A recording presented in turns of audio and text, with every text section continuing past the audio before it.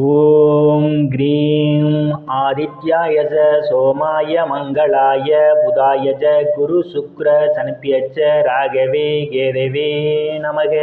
உலகை கட்டி காக்கும் பரமேஸ்வரன் பார்வதியின் திருவருளால் அனைவரும் நலமுடன் வாழ அந்த எல்லாம் வல்ல இறைவனை வணங்கி நேயர்கள் அனைவருக்கும் எனது அன்பான வணக்கங்களை தெரிவித்துக் கொள்கின்றேன். இன்றைய பதிவிலே நாம் பார்க்க இருப்பது செப்டம்பர் மாதத்திற்கான ராசி பலன்கள். முதலில் கிரகங்களின் நிலைகளை பற்றி பார்க்கலாம். செப்டம்பர் மாதம் 1ஆம் தேதி வாக்கிய பஞ்சாங்கத்தின்படி கிரகங்களுடைய நிலைகள். மிதுன ராசியிலே குரு பகவான் பயணம் செய்து கொண்டிருக்கிறார்.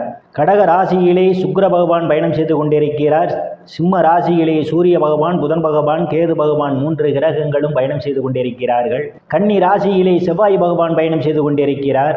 கும்ப ராசியிலே சனி பகவானும் ராகு பகவானும் பயணம் செய்து கொண்டிருக்கிறார்கள்.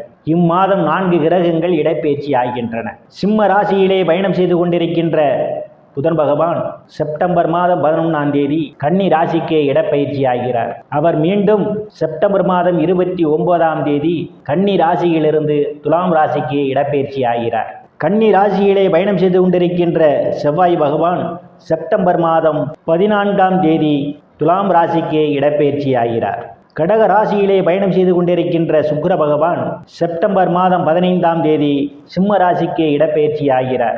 சிம்ம ராசியிலே ஆட்சி பலத்தோடு பயணம் செய்து கொண்டிருக்கின்ற சூரிய பகவான் செப்டம்பர் மாதம் 17ஆம் தேதி சிம்ம ராசியிலிருந்து கன்னி ராசிக்கு இடப்பெயர்ச்சி ஆகிறார். நான் கூறக்கூடிய பலன்கள் அனைத்தும் கோச்சார ரீதியான உலக மக்கள் அனைவருக்குமான பொது பலன்கள். உங்களுடைய சுய சாதகத்தில் கிரகங்கள் இருந்த நிலைமையும் தற்போது நடக்கக்கூடிய தசாபுத்தியின் கணக்கில் எடுத்துக்கொண்டு பலன்கள் எடுக்கும் போதுதான் துல்லியமான பலன்களை எடுக்க முடியும். உங்களுக்கு துல்லியமான பலன்கள் நீங்கள் தெரிந்து கொள்ள விரும்பினால் உங்களுடைய பெயர், பிறந்த தேதி, பிறந்த நேரம், பிறந்த ஊர் ஆகியவற்றை எனது வாட்ஸ்அப் எண்ணிற்கு அனுப்பி வைத்து பலன்களை தெரிந்து கொள்ளலாம். உரிய கட்டணம் செலுத்தி வாருங்கள், ராசிக்குள் போகலாம். சிம்ம ராசி. ராசியிலே ராசிநாதன் சூரிய பகவான் ஆட்சி பலத்தோடு பயணம் செய்து கொண்டிருப்பதும் இம்மாதம் 15ஆம் தேதியிலிருந்து சுக்கிர பகவான் ராசியிலே பயணம் செய்ய இருப்பதாலும் செப்டம்பர் மாதம் சிம்ம ராசிக்காரர்களுக்கு பெயர், புகழ், அந்தஸ்து நிறைந்து சந்தோஷம் நிலவக்கூடிய மாதமாகவே அமைய காத்து கொண்டிருக்கின்றது. தனங்குடும்ப வாக்குஸ்தானத்திலே சுகஸ்தானாதிபதியும் பாக்கியாதிபதியும் செவ்வாய் பகவான் 14ஆம் தேதி வரை பயணம் செய்து கொண்டிருப்பதாலும் தனங்குடும்ப வாக்குஸ்தானாதிபதி புதன் பகவான் இம்மாதம் 11ஆம் தேதியிலிருந்து ஆட்சி பலத்தோடு தனங்குடும்ப வாக்குஸ்தானத்திலே பயணம் செய்ய இருப்பதாலும் பொருளாதாரம் மேம்படக்கூடிய மாதமாகவே இந்த மாதம் உங்களுக்கு அமைய காத்து கொண்டிருக்கின்றது. நீங்கள் எதிர்பார்த்து கொண்டிருந்த இடங்களிலிருந்தெல்லாம் பண வரவுகள் தாராளமாக கிடைப்பதற்கான வாய்ப்புகள் உண்டு. குடும்ப உறுப்பினர்களிடையே ஒற்றுமை நிலவும். தங்க, வெள்ளி, ஆடை, ஆபரணங்கள் வாங்க நினைப்பவர்கள் ஆசையெல்லாம் முழுமையாக பூர்த்தியாகும். சாதுரியமாக எதையும் பேசி எளிதில் சாதித்து விடுவீர்கள். உங்களை சுற்றி உள்ளவர்களெல்லாம் உங்கள் பேச்சுக்கு மதிப்பும் மரியாதையும் கொடுப்பார்கள். தைரிய வீரியஸ்தானத்திலே எந்தவித கிரகங்களும் இல்லை. தைரிய வீரியஸ்தானத்தை குரு பகவான் பார்வையிடுவதால் தைரியமாக எதிரிகளை வெல்லக்கூடிய ஆற்றல் உங்களுக்கு உண்டு. எந்த ஒரு செயல் செய்வதாக இருந்தாலும் அதை தைரியமாக எதிர்கொண்டு அந்த காரியத்தை வெற்றியுடன் முடிப்பீர்கள். இளைய சகோதர சகோதரிகள் மூலமாக சிலருக்கு பொருளாதாரம் மேம்படும். அவர்களால் அனுகூலமான பலன்கள் உண்டு. சிலருக்கு சிறு குறு பயணங்களால் ஆதாயம் உண்டு. கடித போக்குவரத்தான செய்திகள் வந்து கிடைப்பதற்கான வாய்ப்புகளும் உண்டு. நீண்ட நாட்களாக வீடு மாறுவதற்காக திட்டமிட்டு கொண்டிருப்பவர்களுக்கு வீடு மாறுவதற்கான வாய்ப்புகளும் தேடி வரும். சுகஸ்தானத்திலே எந்தவித கிரகங்களும் இல்லை. சுகஸ்தானாதிபதி செவ்வாய் பகவான் இம்மாதம் தனங்குடும்ப வாக்குஸ்தானத்திலும் தைரிய வீரியஸ்தானத்திலும் பயணம் செய்வதாலும் சுகஸ்தானத்தை சனி பகவான் பார்வையிடுவதாலும் தாயாருடன் அனுசரித்து போவது மிகவும் நல்லது. தாயார் உடல்நிலையிலே கூடுதல் கவனம் எடுத்துக்கொள்ள வேண்டும். சிலர் தாயாருக்காக மருத்துவ செலவு செய்வதற்கான ஒரு சூழலும் உண்டு. எச்சரிக்கையுடன் நடந்து கொள்ள வேண்டும். உயர்கல்வி படிக்கக்கூடிய மாணவ மாணவிகள் படிப்பிலே கூடுதல் கவனம் எடுத்துக்கொள்ள வேண்டும். உறவினர்களுடன் அனுசரித்து போவது நல்லது. புத்திரஸ்தானத்திலே எந்தவித கிரகங்களும் இல்லை. புத்திரஸ்தானத்தை குரு பகவான் பார்வையிடுவதால் புத்திர பாக்கியம் எதிர்பார்த்து கொண்டிருப்பவர்களுக்கு புத்திர பாக்கியம் கிடைப்பதற்கான வாய்ப்புகள் உண்டு. சிலருக்கு புத்திரர்களால் நற்பெயரும் புகழும் ஏற்படும். சிலர் புத்திரர்களுக்கு சுப நிகழ்ச்சிகளை நடத்துவீர்கள். காது குத்து, திருமணம் போன்ற சுப நிகழ்ச்சிகள் நடத்துவதற்கான வாய்ப்புகளும் தேடி வரும். கலைத்துறையை சார்ந்தவர்களுக்கெல்லாம் புதிய வாய்ப்புகள் தேடி வரும். கூடுதலான வருவாயை காண முடியும். காதலர்களுக்கு பல்வேறு பிரச்சனைகளுக்கு மத்தியிலே உங்கள் காதல் திருமணம் நிறைவேறுவதற்கான வாய்ப்புகளும் உண்டு.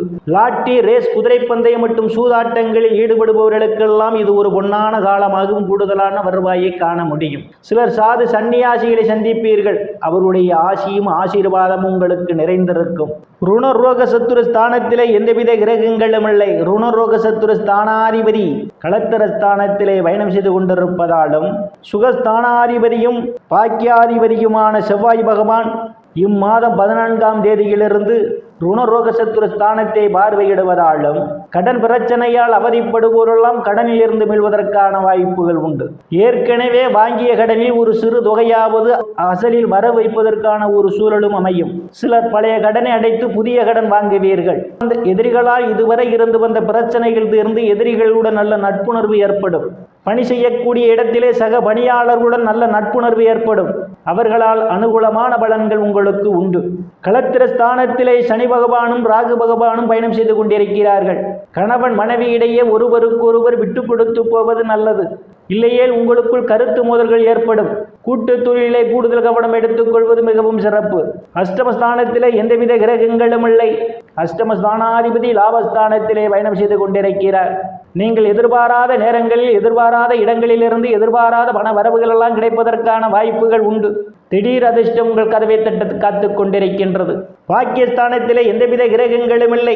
பாக்கியஸ்தானாதிபதி பாக்கியஸ்தானத்தை பார்வையிடுவதால் தந்தையினுடைய அன்பும் ஆதரவும் உங்களுக்கு நிறைந்திருக்கும். தந்தை வழி சொத்துக்களில் ஏதேனும் பிரச்சனைகள் இருந்தால் அவை முடிவுக்கு வருவதற்கான வாய்ப்புகள் உண்டு. உங்களுக்கு சாதகமாகவே அமையும்.